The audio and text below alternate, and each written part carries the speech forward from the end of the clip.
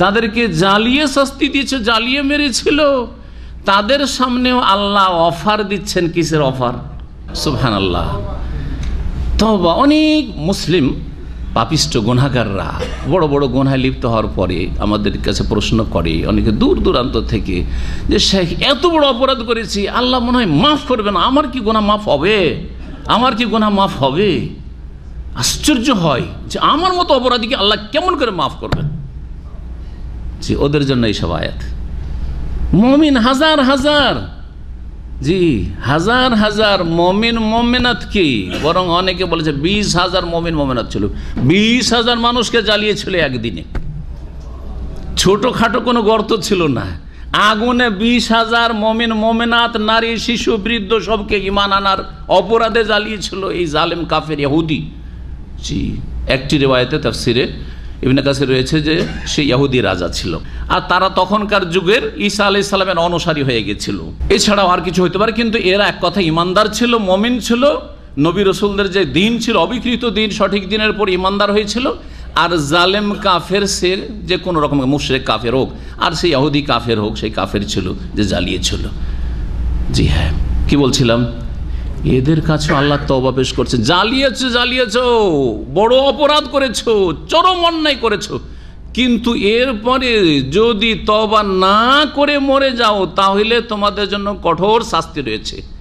আর যদি ভালো চাও তো এখনো অসুবিধা নেই। জ্বালিয়েছো, আল্লাহ বলছেন অসুবিধা নেই, জ্বালিয়েছো, অপরাধ করেছো, তো তারপরে আমি অপরাধ মাফ করে দিব যদি তওবা করে নাও।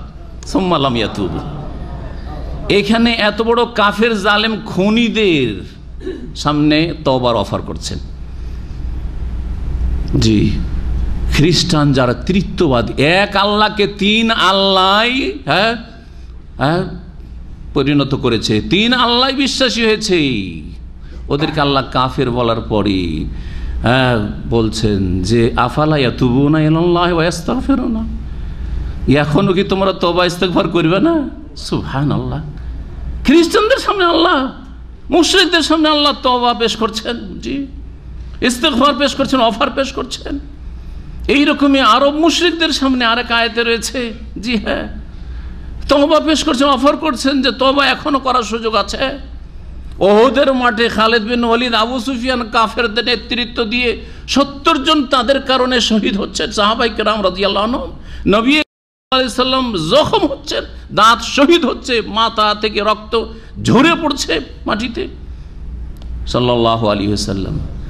আর কয়েক বছরের মধ্যেই তার ইসলাম গ্রহণ করছেন।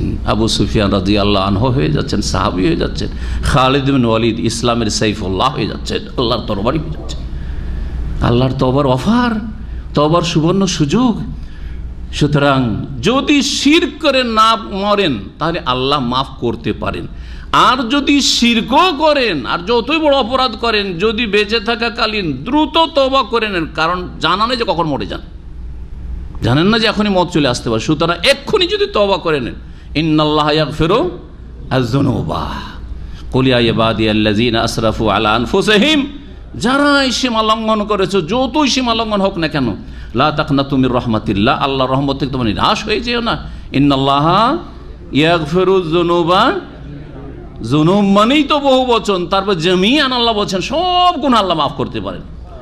মাফ করবেন নয়, মাফ করতে পারেন। বোঝা গেছে কিনা? তাহলে মাফ আল্লাহ করবেন, এর জন্য আপনাকে এগোতে হবে কিনা? এগিয়ে আসতে হবে। আপনি না এগিয়ে আসলে আল্লাহ মাফ করবেন। এই কথা ভাবিয়েন না আজকালকার জন্মসূত্রে মর্জিয়া মার খা মুসলিম সব। নামাজ পড়ি না তো কি হবে, আমার দিলটা সাফ আছে। হ্যাঁ, নামাজ না পড়লে কি হবে, আমার বংশ খুব ধার্মিক।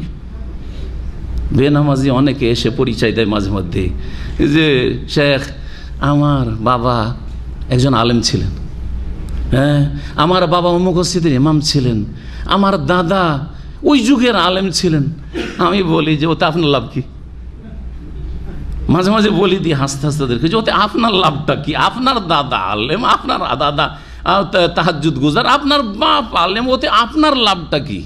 আপনার লাভ আপনার ঈমান আমলে রয়েছে। কথা বোঝা গেছে না? নিজেকে সংশোধন করুন।